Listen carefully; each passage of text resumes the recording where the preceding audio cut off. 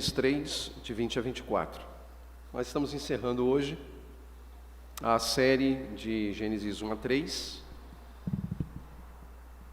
procurando olhar as questões relacionadas à cosmovisão bíblica de mundo.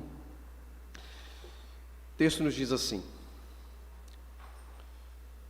Adão deu à sua mulher o nome de Eva, pois ela seria mãe de toda a humanidade. O Senhor Deus fez roupas de pele e com elas vestiu Adão e sua mulher. Então disse o Senhor Deus: Agora o homem se tornou como um de nós, conhecendo bem e o mal.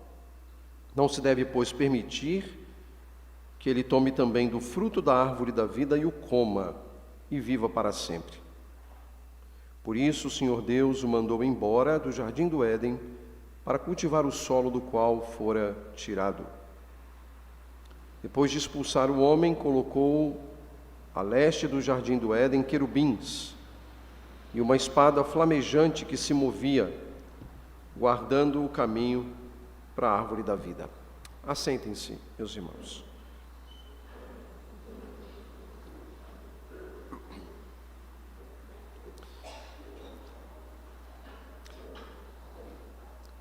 Desde o início do capítulo 3, nós temos assistido algumas cenas que demonstram com clareza a desordem causada pela entrada do pecado no mundo. O capítulo 3 de Gênesis claramente demonstra que o pecado trouxe não apenas a corrupção para a própria raça humana e a condição de queda da própria raça humana, mas também afetou todo o fluxo da história, afetou toda a criação, incluindo a própria natureza.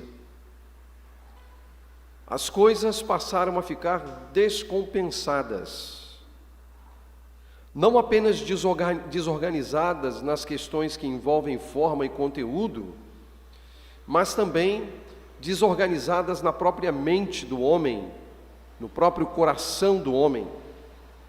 E por isso, até hoje, a humanidade vive sob os efeitos dos pecados cometidos, ou do pecado cometido pelos nossos pais, Adão e Eva, aumentando ou ampliando para si mesmo o sofrimento e as dificuldades. A desordem se estabelece exatamente porque o homem buscou uma alternativa a Deus. A desordem se estabelece exatamente pelo fato do homem tentar estabelecer uma sociedade em que Deus deveria ser desprezado, deveria ser deixado de lado, deveria ser colocado de lado. O capítulo 3 vai narrar isso. Vai narrar a queda, vai narrar a sedução da serpente ao primeiro casal, vai narrar os desdobramentos ou as sanções, as punições divinas à serpente, à mulher, ao homem e, consequentemente, à própria natureza. Tudo está debaixo do pecado. O mundo está debaixo do pecado. Nós estamos naturalmente debaixo do pecado. E, meus irmãos, Deus teria todas as razões, absolutamente todas as razões, para nos deixar de lado. Ele teria todas as razões para nos punir eternamente. Ele teria todas as razões para nos abandonar. Uma vez que Ele fez todas as coisas perfeitas, Ele fez o homem perfeito, Ele estabeleceu uma sociedade perfeita, e nós, representados ali por nossos pais, simplesmente buscamos viver de um modo autônomo, desprezando Deus, desprezando sua palavra. Já que a queda, meus irmãos, nada mais foi do que um desprezo a Deus e a sua palavra. A queda não se dá apenas pelo comer de um fruto. A queda se dá porque o comer deste fruto foi uma ação desobediente em relação a Deus e a sua palavra. E todas as vezes que nós deixamos de observar a palavra de Deus, nós pecamos. E, portanto, estamos no mesmo caminho dos nossos pais, Adão e Eva. Entretanto, meus irmãos, a passagem desta manhã nos mostra em 3 cenas a graça de Deus. Desse mesmo Deus que poderia simplesmente me abandonar. Deste Deus que poderia simplesmente te abandonar. Abandonar todas as coisas. Esse Deus é gracioso.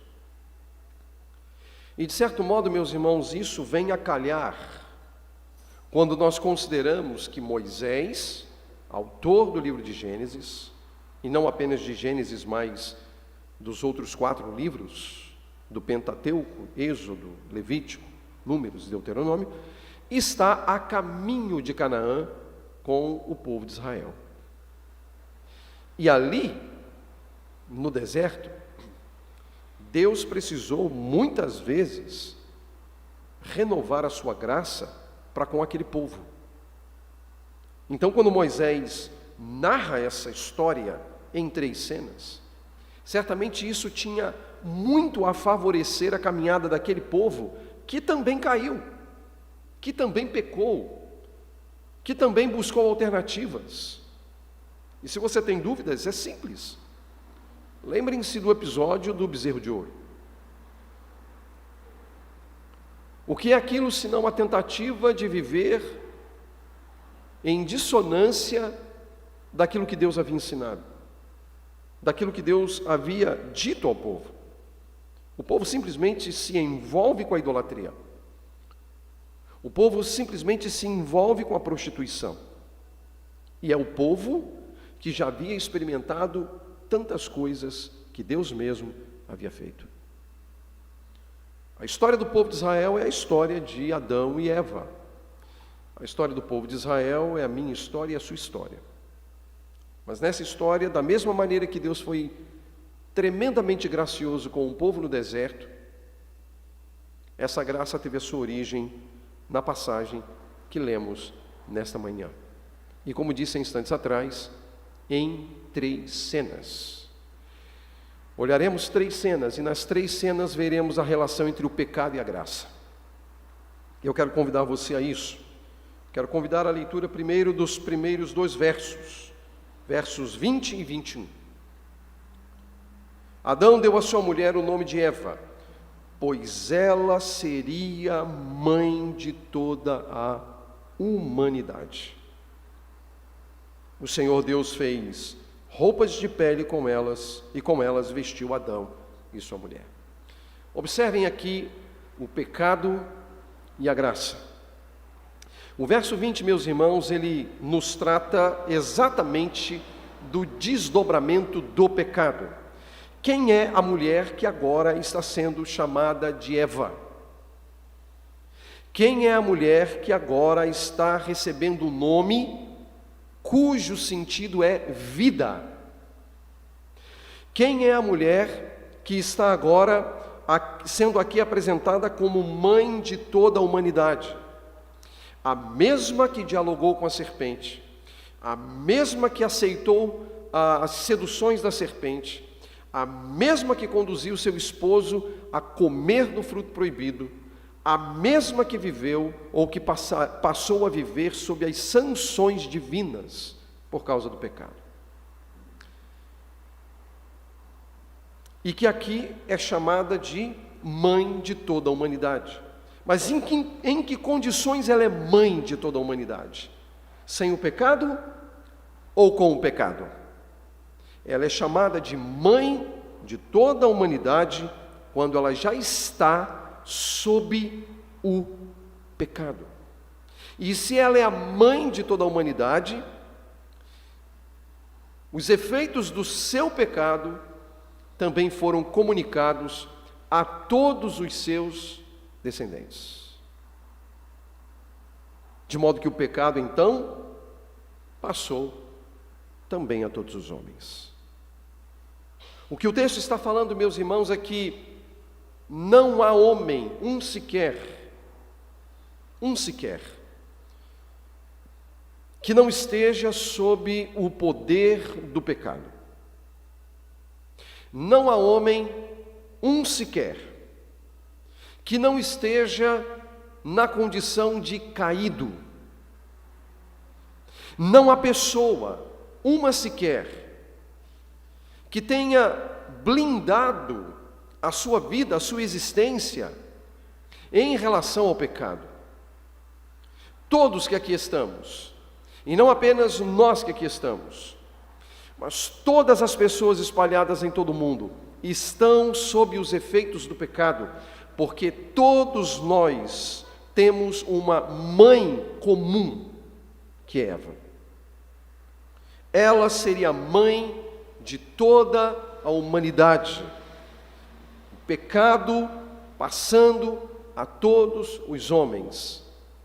E um pecado que não dá trégua, porque ele inviabiliza em nós qualquer meio, qualquer esforço, qualquer mecanismo para vencermos o pecado. O pecado veio a nós. Nascemos sob o pecado. E precisamos levar isso em consideração. Nascemos debaixo do pecado. Mas na sequência do verso 20, logo no verso 21, ele nos apresenta nessa primeira cena a graça. A graça diante da triste realidade de que nós nascemos de uma mesma mulher sob os efeitos do pecado. O texto diz: o Senhor Deus fez roupas de pele e com elas vestiu Adão e sua mulher. O que essa passagem está dizendo, meus irmãos, é que Deus não aceitou, de que Deus não tolerou os esforços de Adão e Eva para cobrirem a sua nudez. Você vai recordar que tão logo eles se dão conta da desobediência, tão logo eles cometem o pecado de comer do fruto proibido, e tão logo eles abrem mão do ensino da palavra de Deus, daquilo que Deus havia dito, uma das primeiras providências tomadas por eles foi cobrir a nudez com folhas de figueira. Eles se deram conta de que eles estavam nus agora. E essa nudez, ela obviamente é de caráter físico aqui, mas ela tem desdobramentos que ultrapassam a questão física. Trata das questões existenciais do homem. O homem agora nu diante de Deus. Com tudo claro, não apenas para Deus, mas também para ele, em termos da sua consciência caída, a sua consciência acusando-o daquilo que ele havia cometido contra Deus, a sua consciência trabalhando para mostrar o pecado cometido contra Deus, a sua consciência mostrando a sua traição em relação a Deus. E o fato de Deus não aceitar a religião humana, a tentativa de cobrir a nudez, faz com que Deus prepare roupas de pele e com elas vista a nudez de Adão e Eva. Aqui nós temos, meus irmãos, algo muito importante e que obviamente está vinculado à graça. Quando Deus fez todas as coisas, meus irmãos, Ele não estabeleceu no jardim do Éden um varal com peles. Da mesma maneira que nós, nas nossas casas, temos um varal para pendurar roupas quando elas estão em processo de secagem. Não havia um varal no Éden com peles penduradas. O pecado de Adão e Eva exigiu da parte de Deus sacrifício.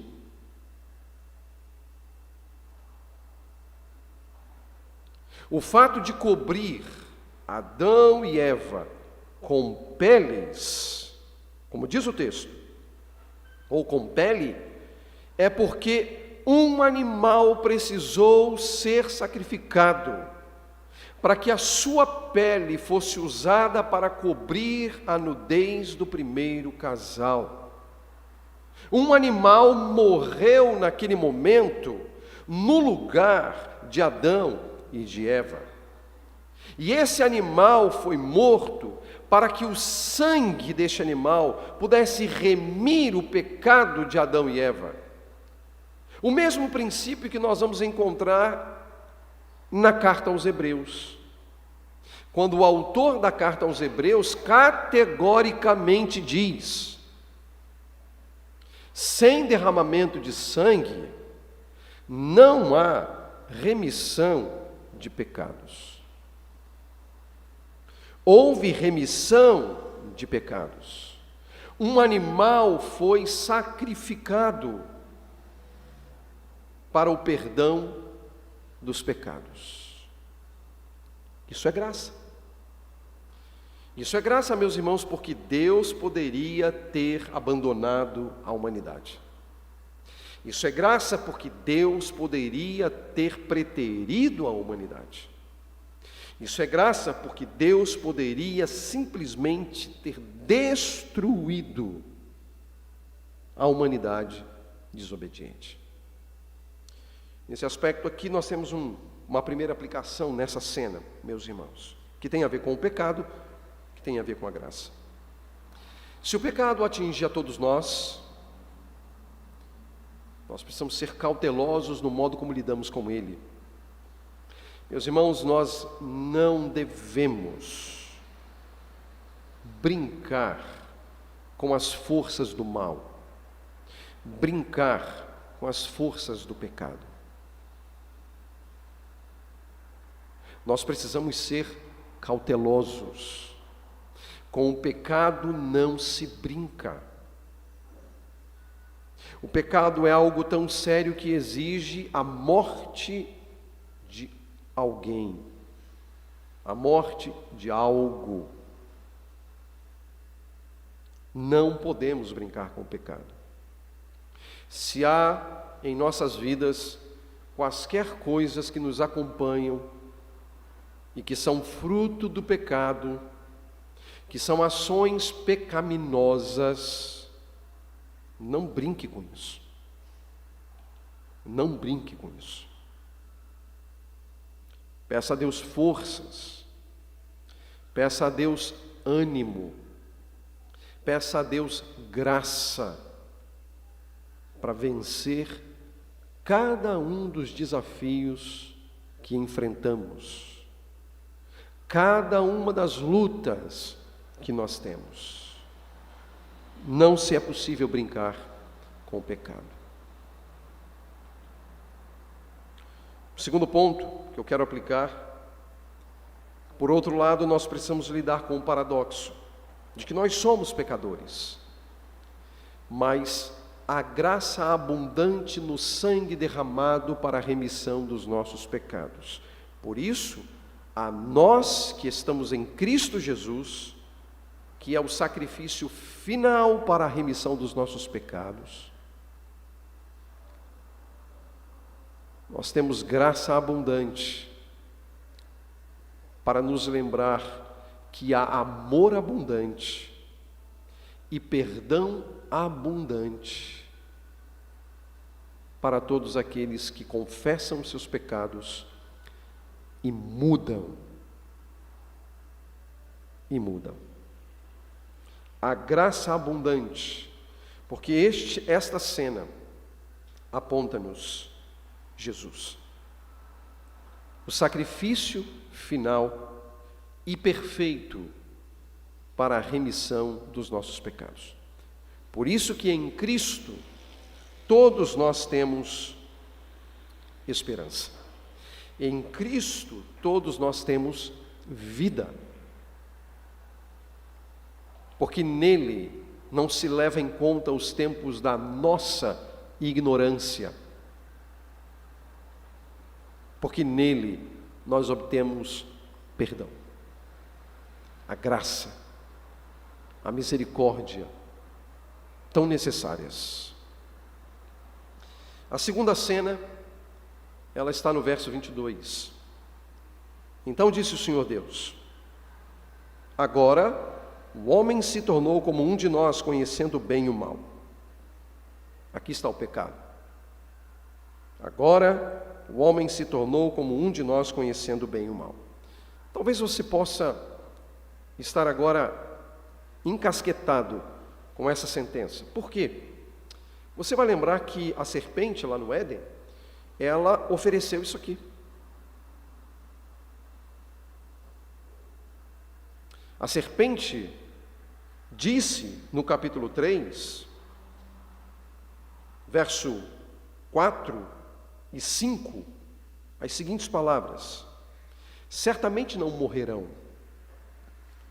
Deus sabe que no dia em que dele comerem, seus olhos se abrirão e vocês, como Deus, serão conhecedores do bem e do mal. E agora você lê aqui o próprio Deus dizendo: o homem se tornou como um de nós, conhecendo o bem e o mal. Você vai dizer assim: bom, então a serpente não mentiu? Não, ela mentiu. Porque a proposta da serpente era um conhecimento como Deus. Mas o que se tinha em mente lá? Seria não apenas o conhecimento, mas o controle sobre o bem e o mal. Então é como se o bem e o mal estivessem aqui, bem e o mal, e na sedução da serpente, o primeiro casal teria controle sobre o bem e o mal, dominaria o bem e o mal, mas esses elementos não estariam vinculados a eles, eles estariam, portanto, para usar uma nomenclatura que a gente de vez em quando utiliza, eles estariam acima do bem e do mal, eles teriam controle sobre o bem e o mal. É isso que acontece? Não.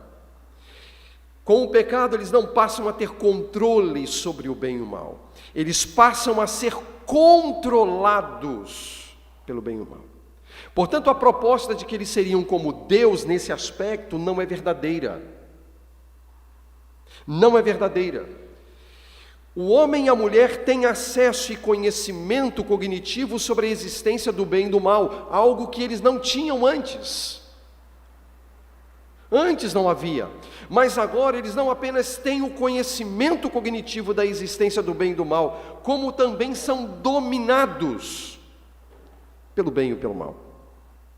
Só que, na verdade, esse domínio do mal, por corromper toda a natureza humana, incide no conhecimento do bem.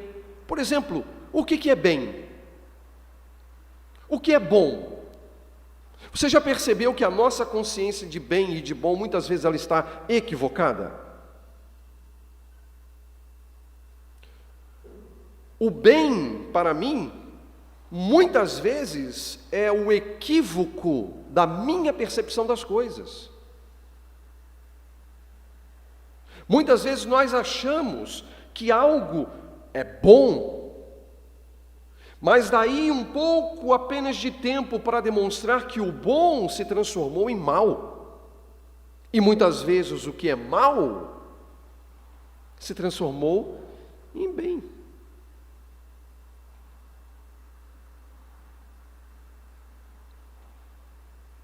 Lembre-se de José. Se você olha a cena da vida de José, quando ele é vendido pelos seus irmãos, o que seria isso na perspectiva humana? O mal. Mas nós que conhecemos o desfecho da história, sabemos que tudo aquilo ali era o bem. Às vezes sobrevém a nós uma ideia, uma circunstância, um problema, uma dificuldade, e nós normalmente tomamos como algo mal. E de repente, Deus está vendo isso como um bem. As nossas percepções entre o mal e o bem e o mal, são obtusas. A gente não tem clareza sobre o que é mal e o que é bom. Por exemplo, se alguém adoece, na perspectiva humana isso é mal. Mas em quantas ocasiões essas enfermidades vêm para o bem? Porque Deus as transforma em bem. Ele é Senhor. Enfrentamos uma circunstância difícil, de um desemprego. Muitas vezes Deus transforma isso em um bem. Porque o que Ele tem em mente vai muito além da minha percepção e da sua percepção. As nossas percepções estão dominadas pelo pecado, a gente não tem o controle. Aquilo que foi proposto nunca se cumpriu, a gente não tem controle sobre o bem e o mal, a gente não tem controle sobre a vida. Olha quanta coisa acontece a mim, olha quanta coisa acontece em você, que se nós pudéssemos, nós mudaríamos, não é verdade? Se eu pudesse, eu mudaria. Se você pudesse, eu tenho certeza, você mudaria. Mas por que a gente não consegue mudar? Porque a gente não tem o controle sobre o bem e o mal. Portanto, a proposta da serpente, ela nunca se concretizou. Ou se concretizou apenas do ponto de vista cognitivo. Porque é isso que o texto está dizendo aqui, olha, o homem se tornou como um de nós. Mas não que Deus seja pecador, não que Deus peque, não que Deus seja iníquo, não que Deus transgrida. Mas aqui é conhecimento cognitivo, ele sabe, ele domina todas essas realidades. Mas diferentemente do homem, Deus não é dominado pelo pecado. Ele tem um controle sobre o pecado, já eu e você. Sucumbimos muitas vezes. Esse é o pecado. E o pecado ligado a busca do conhecimento, a ter o controle das coisas. E aqui, meus irmãos, vem uma aplicação importante. Nós temos que ter muita cautela também no lidar com essas questões, porque muitas das vezes nós queremos controlar a nossa vida. Muitas vezes nós queremos dominar a nossa vida.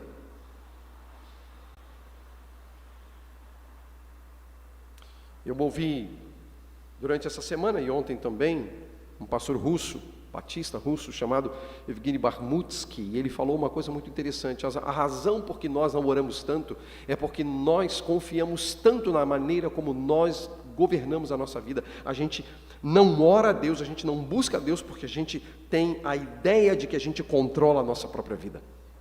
E tanto é verdade que quando a gente começa a perceber que a vida está se esvaindo por entre os nossos dedos, a gente está perdendo o controle, as coisas estão apertando, a doença chega, o desemprego chega, a separação chega, a morte chega, a primeira coisa que a gente começa a fazer com uma certa assiduidade é orar, porque a gente descobre que a gente não tem o controle da vida. Mas tão logo a gente encontra consolo, a gente deixa de orar, porque a gente acha que a gente domina a vida, que a gente controla a vida e a gente não precisa de Deus.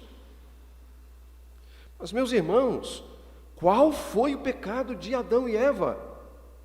Eles chegaram a concluir que eles não precisavam de Deus.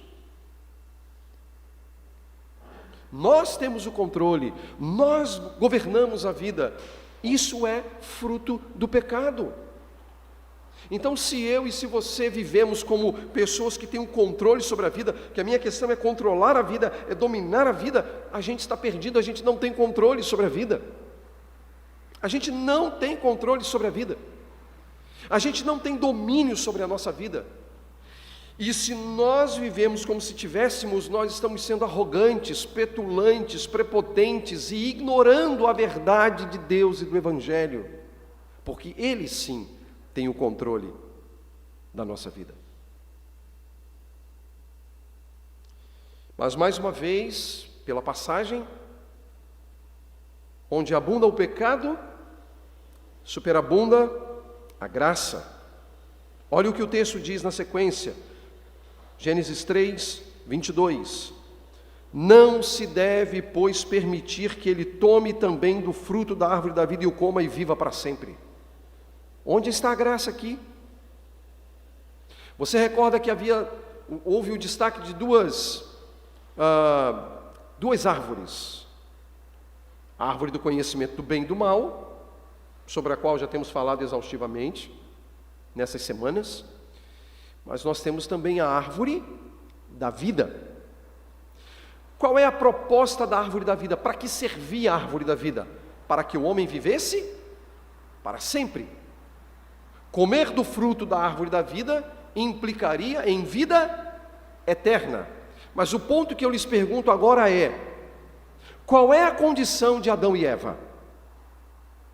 Qual é a condição do primeiro casal? Eles são santos na perspectiva da criação? Eles estão intactos em relação ao pecado? Eles estão blindados em relação ao pecado? Não, eles são pecadores. Imagine comer do fruto e viver eternamente sob o jugo do pecado. O que Deus faz? Não deixa comer da árvore, do fruto da árvore da vida. Isso é graça. Isso é graça. A mesma graça que ocorreu ao vestir o homem de pele, sacrifício. Agora, a graça que diz respeito a não deixar o homem eternamente perdido. E ele poderia nos deixar. E ele poderia nos abandonar. Ele poderia nos punir eternamente. Mas a medida da graça fez com que agora Deus não autorize, não permita que ele tomasse do fruto da árvore da vida e comesse e vivesse para sempre, sob o jugo do pecado. Isso é graça, meus irmãos. Isso é graça.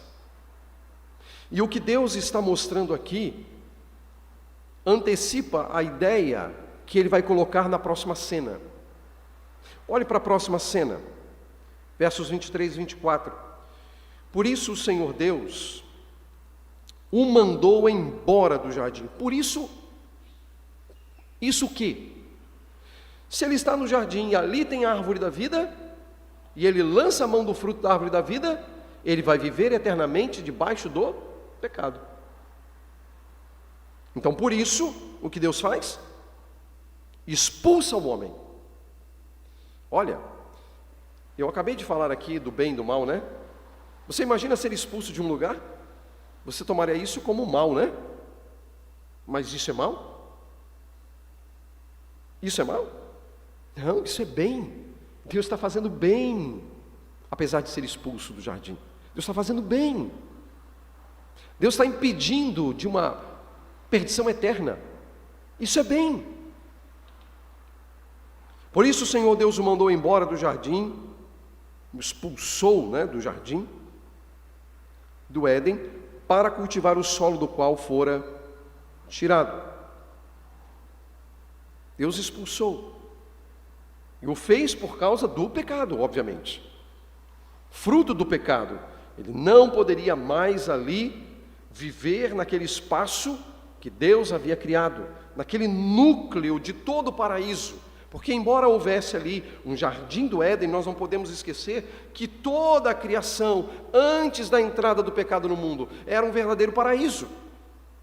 Tudo corria bem, tudo era natural, tudo era perfeito, tudo era honesto, tudo era justo, tudo funcionava.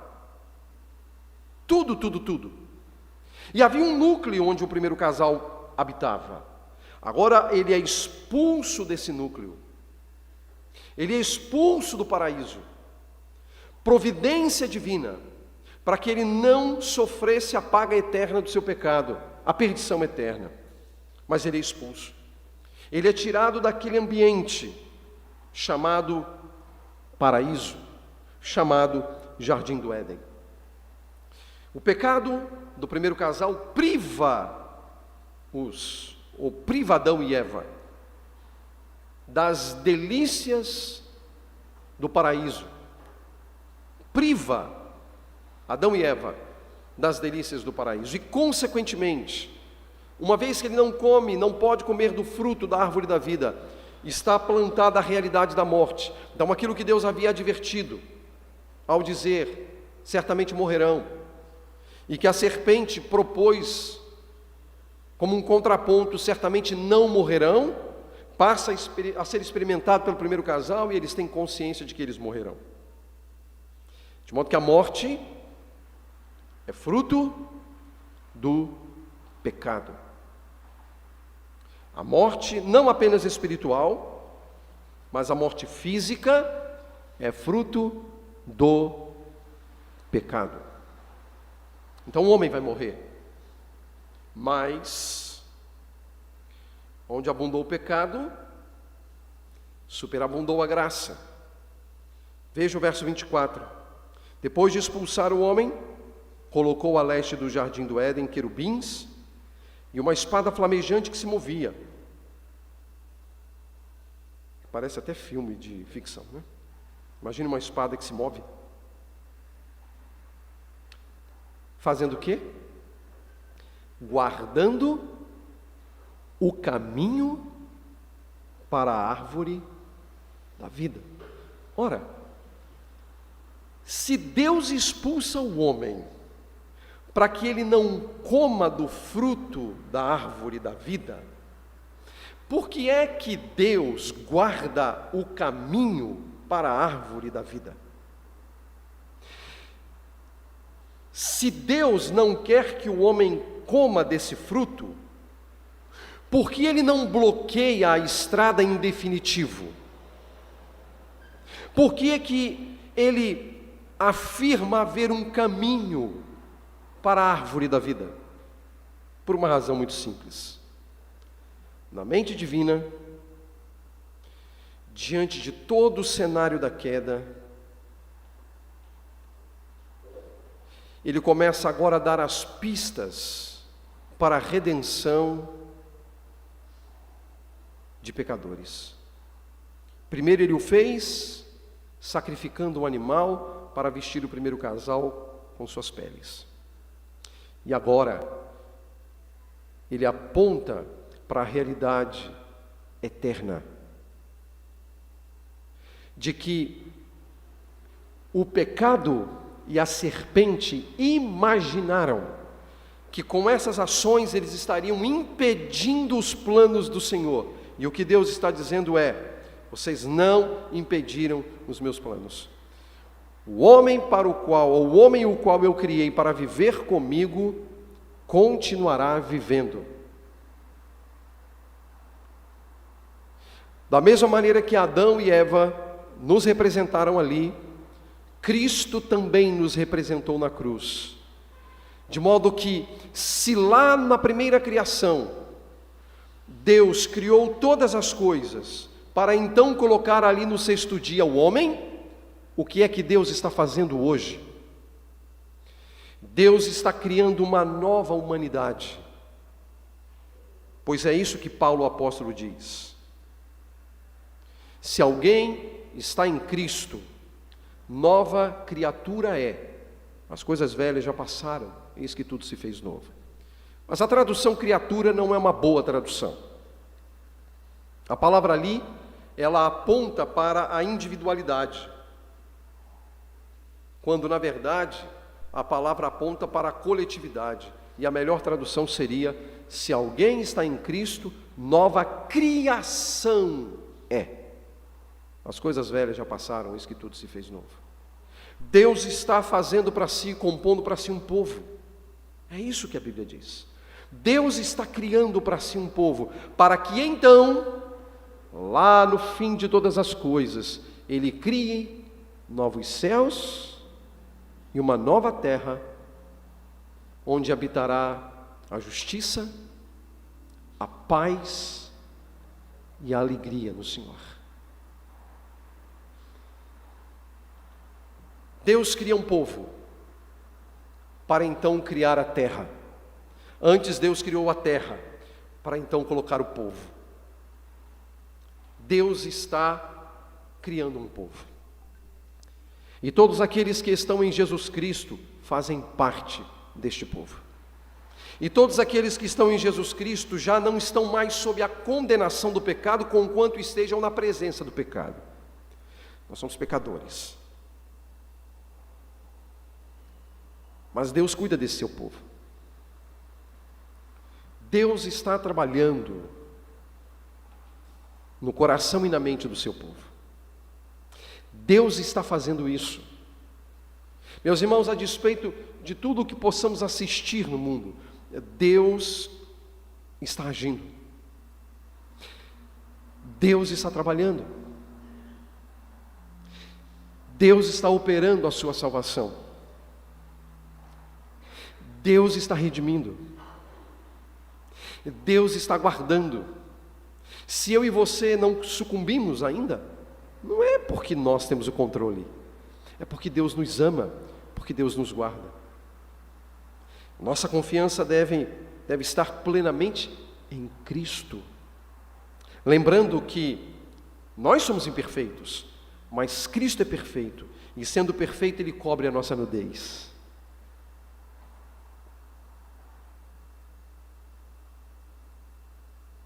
Cristo é perfeito, e nele está toda a sabedoria e conhecimento. Cristo é perfeito, e Ele é o caminho para a árvore da vida. Cristo.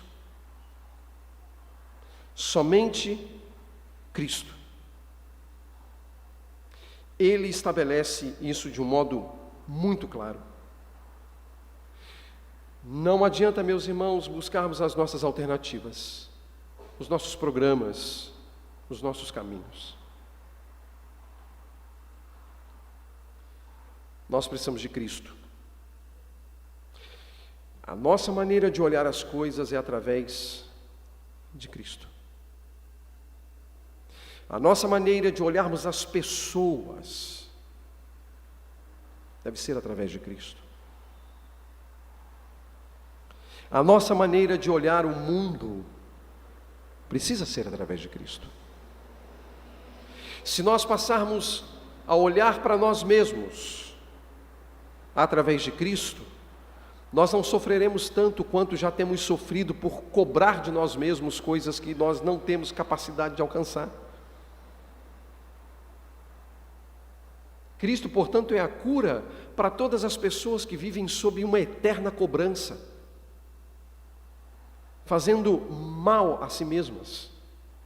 Irmão, irmã, você não é Cristo. Irmão, irmã, você não é Jesus. Não é. Mas você tem Jesus.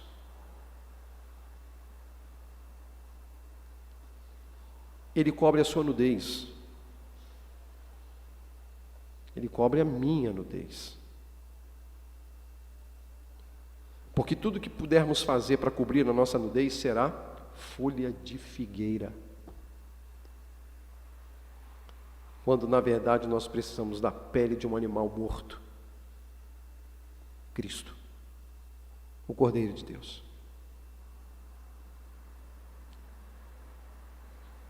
Nós não precisamos saber de todas as coisas. Nós não precisamos conhecer todas as coisas. E sabe, nem teologia. Você não precisa saber teologia. Você é de Cristo. que é a plena revelação de todo o conhecimento de Deus e de toda a sabedoria. Se tivermos a Cristo, nós podemos olhar para o mundo, olhar à nossa volta e entender todas as coisas. O conhecimento, meus irmãos, não se obtém pelo assento de uma universidade. Pelo contrário. O conhecimento vem na plena revelação de Jesus Cristo. Eu não estou com isso dizendo, e eu seria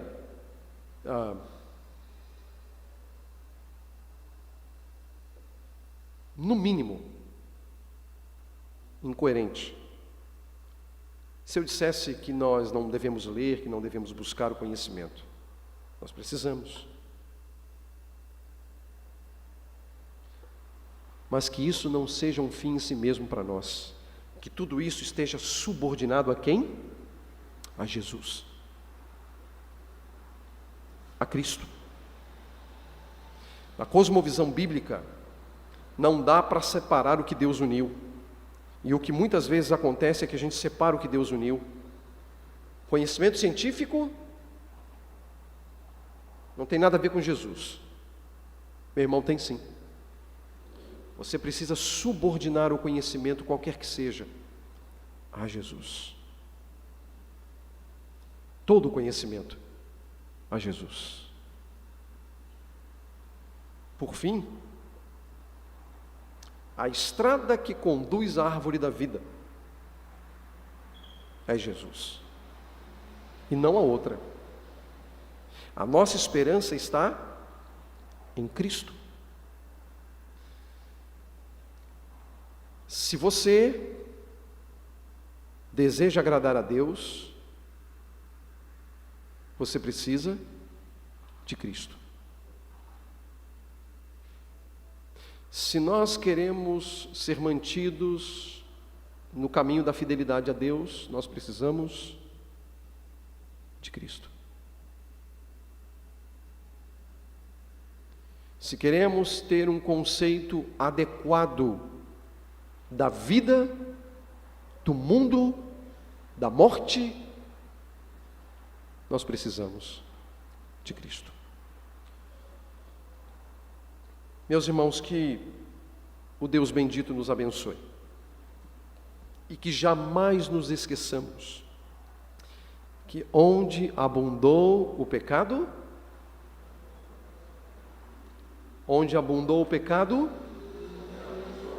superabundou a graça suficiente em Cristo a todos nós. Amém.